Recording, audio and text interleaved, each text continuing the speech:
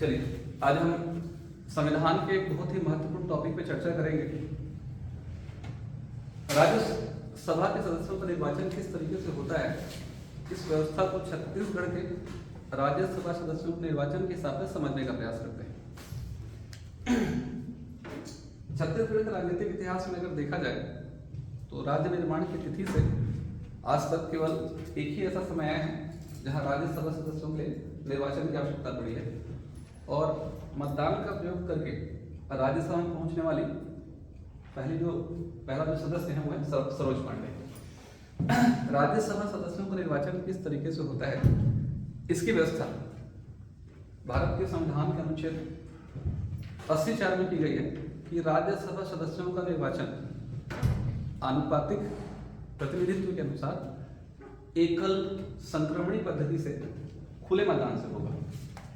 भारत का जब मौलिक संविधान बनाया गया था तो उस मौलिक संविधान में खुले मतदान की जगह गुप्त मतदान की व्यवस्था रखी गई थी, लेकिन देखा गया कि हर जगह जो है अलग अलग चुनाव में क्रॉस वोटिंग हो रही है, इसलिए इस क्रॉस वोटिंग को बचाने के उद्देश्य से 2003 में नियमों में बदलाव किया गया।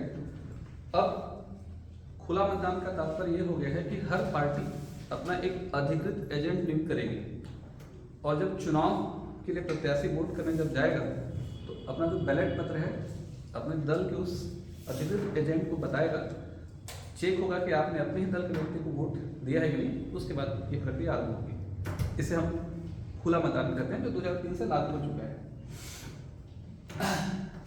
राज्यसभा सदस्यों के निर्वाचन की जब बात आती है तो एक मिनिमम क्वालिफिकेशन की बात में रखी गई है कि कोई भी एक व्यक्ति जो भारत का नागरिक होना चाहिए, अगर नागरिकता उसने अर्जित की है तो भी चलेगा, कम से कम 30 साल की आयु पूरी कर चुका हो,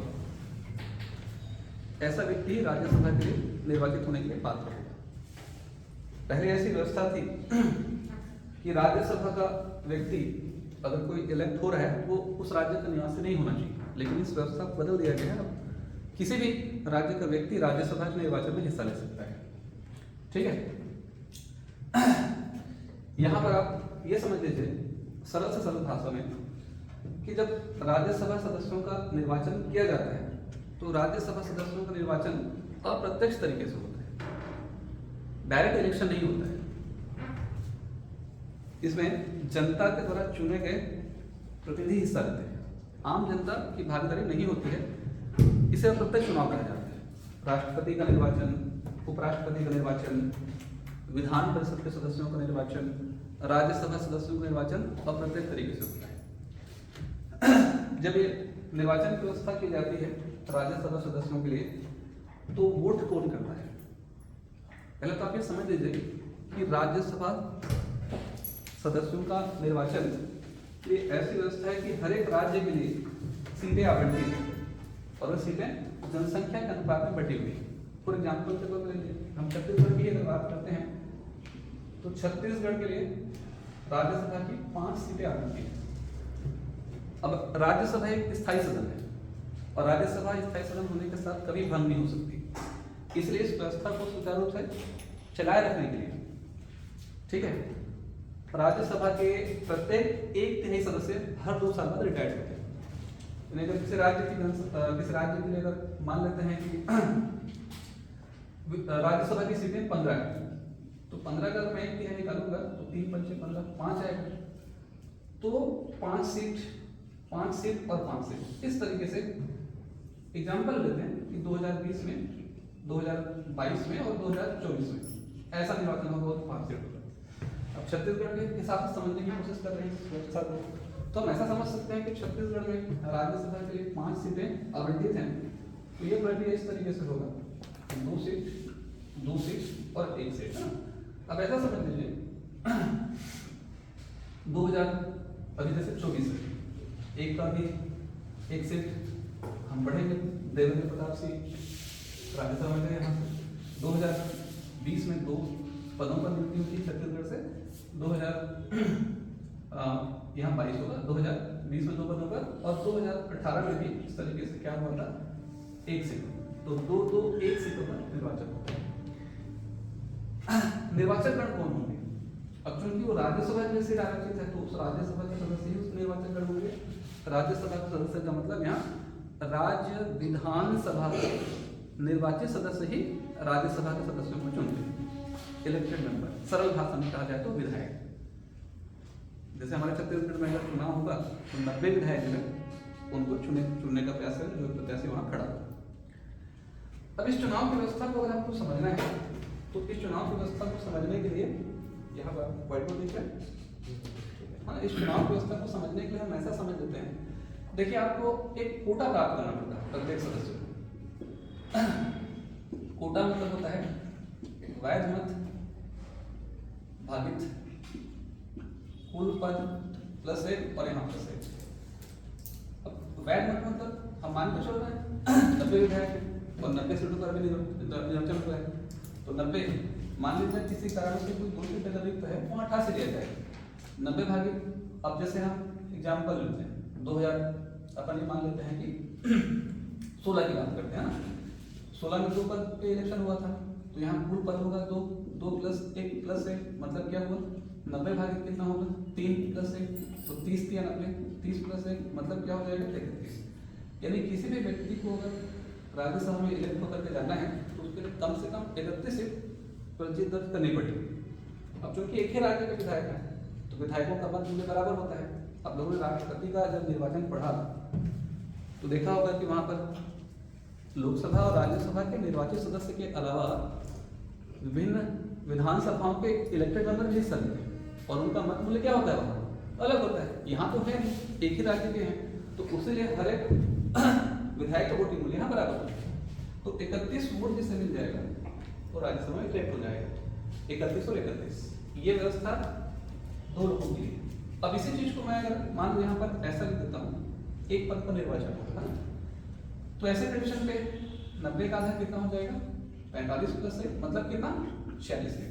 यानी जब तक व्यक्ति को 46 सीट नहीं मिलेगा तब तक वो राज्यसभा में निर्वाचित होकर नहीं पहुंच पाएगा।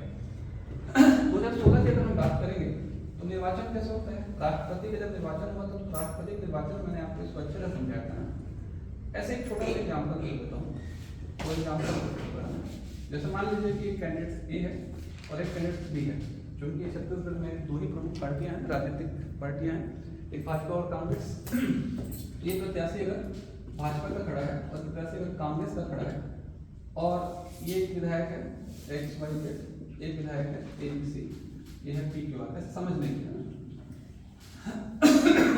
तो ऐसे कंडीशन पे बैलेट कर दिया जाता है अप्रत्यक्ष चुनाव। एक ऐसा पत्र दिया जाएगा जिसमें आपको कैंडिडेट्स के नाम लिखे रहेंगे, उनके चुनाव चिन्ह रहेंगे, उस पर आपको अलग अलग कलर के हरा लाल नीला अलग अलग विभिन्न प्रकार के पेन दिए जाएंगे और उस पेन से आपको वरीयता देनी पड़ेगी। अब जैसे मान लीजिए कि ये व्यक्ति ये विधायक जो है वोट करने गया तो ये अगर भाजपा का प्रत्याशी होगा, भाजपा का विधायक होगा तो भाजपा के कैंडिडेट को वोट करेगा तो उसे एक प्रेफरेंस देगा। अब क्योंकि 2 ही लोग खड़े हैं तो उसे 2 प्रेफरेंस देता है। मान लो 3 लोग खड़े होते और इनके नजर में कांग्रेस तीसरा होता है तो तीसरा, या कांग्रेस दूसरा होता तो दूसरा देते, ऐसे प्रेफरेंस दिए जाते हैं। अब अगर मैं मान लेता हूँ कि कांग्रेस का विधायक है तो जाहिर सी बात है प्रत्याशी को चुनेगा और दलीय व्यवस्था में ये कॉन्सेप्ट है ही अपने प्रत्याशी को चुनना है। क्रॉस वोटिंग से बचाने का तो अभी हमने क्या चालू किया, खुला मतदान है ना, ये 2 हो जाएगा है ना। ये निर्दलीय प्रत्याशी उसकी जिसको इच्छा इसको दे तो इसको इसको इसको मैं मान रहा हूँ 3 लोग हैं ऐसे करके है। अब देखिए ये चुनाव मैं ऐसा समझ लेता हूँ कि 2016 में चुनाव हुआ राज्यसभा का, तो जितने भी 90 विधायक रहे होंगे उन लोगों ने वोट किया। 2014 में इलेक्शन हुआ था, ठीक है, 13 से 18 जब 13 में इलेक्शन हुआ था तो निश्चित तौर पर उसमें कांग्रेस के पास 39 सीटें थी और भाजपा के पास 49 सीटें थी, है ना। एक चंद्रा जी थे जहाँ तक मुझे याद आ रहा है, एक विमल चोपड़ा थे निर्दलीय थे और एक शायद केशव चंद्रा याद नहीं आ रहा है, एक विधायक थे बसपा से, बहुजन समाज पार्टी से। तो अब ऐसे कंडीशन पे 2 निर्दलीय हुए 49 और 39 90 सीट। अभी क्या होगा जब निर्वाचन की बात उठेगी तो वोट गिना जाएगा। अभी आपने यहाँ समझा था कि अगर 2 लोग खड़े हैं तो एक के लिए कितना सीट चाहिए 31। तो अगर 49 सीट किसके पास है भाजपा के पास और सारे 49 लोग अपने ही आदमी को एक देंगे, तो जाहिर सी बात है, और सारे कांग्रेस लोग अपने ही आदमी को एक प्रेफरेंस देंगे, 2 सेकंड वाले को देंगे, तो जाहिर सी बात है ऐसे कंडीशन में मैं मान के चल रहा हूँ। उस समय तो ऐसी स्थिति हुई थी कि 2 सीट भी भाजपा को मिले थे ना, तो उस समय ऐसा हुआ कि 51 सीट मिला भाजपा को और 39 सीट मिला किसे, कांग्रेस को। तो उन 2016 में से एक व्यक्ति भाजपा से इलेक्ट हुआ राज्यसभा में और एक व्यक्ति कांग्रेस से। मिनिमम चाहिए 31 और हमको मिला 51-49। तो राज्यसभा के लिए क्या है, ऐसे इलेक्ट किया जा सकता है, पहला चीज। दूसरा चीज, अब देखिए, अब आप ये समझ लीजिए इस चीज को, क्योंकि हम सभी को पता है कि भाजपा के पास पर्याप्त बहुमत है और कांग्रेस के पास पर्याप्त बहुमत है, उतना बहुमत है जितना राज्यसभा में एक व्यक्ति को पहुंचाया जा सकता है। तो ऐसे सूरत पे, ऐसे कंडीशन पे क्या चुनाव होगा? क्यों होगा चुनाव? चुनाव हुआ ही नहीं। जब से राज्य निर्माण हुआ है तो राज्य निर्माण की तिथि से एक बार में चुनाव नहीं हुआ, 18 वाले को छोड़ के। हाँ, समझिए इस चीज को। हर बार जो है मामला विधानसभा में पहुंचता, बात होती, और चूंकि विधायक बहुमत में है तो वहां पर क्या होता, मामला जो है विधानसभा अध्यक्ष ध्वनिमत से क्या करते थे, पारित करते थे, और निर्वाचन व्यवस्था करने की आवश्यकता नहीं पड़ी। बड़े चमत्कारिक ढंग से कांग्रेस ने 2018 में अपना प्रत्याशी घोषित कर दिया, लेखराम साहब, और उन्होंने शायद कहा भी था, पेपरों के माध्यम से बता रहा हूँ आपको, उन्होंने कहा भी था कि मुझे हमारे समाज के लोगों को शायद वोट मिल सकता है तो मैं जीत सकता हूँ, ऐसी संभावना व्यक्त की गई थी। लेकिन सबको पता था कि वोट कांग्रेस के पास वहाँ कम है। लेकिन चुनाव हुआ और चुनाव में सरोज पांडे जो है क्या हुई, विजयी हुई। समझिए इस चीज को, है ना। ये पहला चुनाव था 2018 में राज्यसभा का, ये पहला चुनाव हुआ, ठीक है। सरोज पांडे के नाम पर एक रिकॉर्ड भी है कि एक ही सत्र में पहले वो महापौर चुनी गई, उसके बाद फिर वो विधायक चुनी गई थी, और विधायक चुने जाने के बाद फिर वो राज्यसभा में पहुंच गई, ठीक है। ऐसा मतलब, तो देख लीजिए, किसी प्रकार का कोई भी कंफ्यूजन है किसी प्रकार का, तो आप कंसल्ट कर सकते हो। राज्यसभा के सदस्यों का निर्वाचन किस तरीके से किया जाता है, ये ऐसे करते हैं।